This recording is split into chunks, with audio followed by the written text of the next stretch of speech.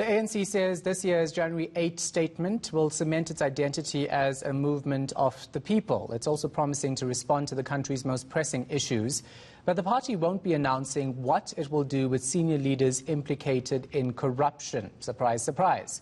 ANC President Cyril Ramaphosa will deliver his maiden speech virtually. Govan Whittles tracking the story for us. He joins us now live. So the ANC is promising to respond to the country's most pressing issues. We've heard that before. What else then?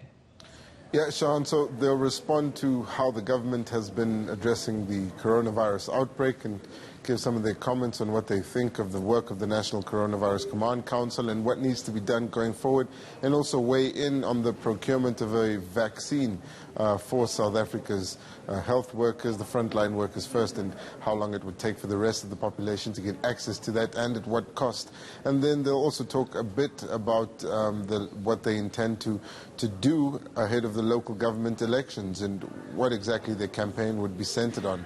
And they've said that this year they aim to cement themselves as an organization of the people, but also reconnect and reaffirm the bonds they have with grassroots organizations. And that's what they say will be in the speech given by President Cyril Ramaphosa tomorrow night. It'll happen from Luthuli House. It'll be preceded by interviews done by the ANC with their veterans about the state of the ANC, also about the history of the organization. That should be interesting considering the relationship the ANC's had with its veterans over the last 3 to 4 years. So they'll have that throughout the day to kind of create a little bit of expectation ahead of the ANC president's speech in the evening. I did a report on some of the points they raised in today's media briefing, including their comments that they didn't discuss Ace Magashule at all at that NEC meeting. Let's have a look at that report that I've prepared.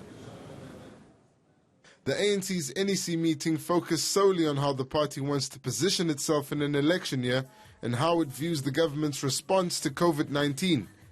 The ANC will use this occasion to reaffirm our collective commitment to the resolutions of the 54th National Conference. It is a platform to reassert the ANC as a movement rooted amongst the people and as a leader of society.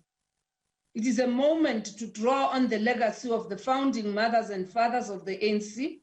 The party says a report recommending that ANC Secretary General Ace Magashule step aside didn't feature. We didn't even discuss the issue of the SG. There is no such a thing called the issue of the SG that was on the agenda. One ANC veteran says this leaves the NEC with very little credibility. So it's a difficult time for the ANC to be telling people what they are planning to do when the National Executive Committee is failing grossly to deal with issues of corruption. ANC President Cyril Ramaphosa will deliver the birthday message live from the party's Luthuli House headquarters on Friday evening. Govan Whittles, Johannesburg.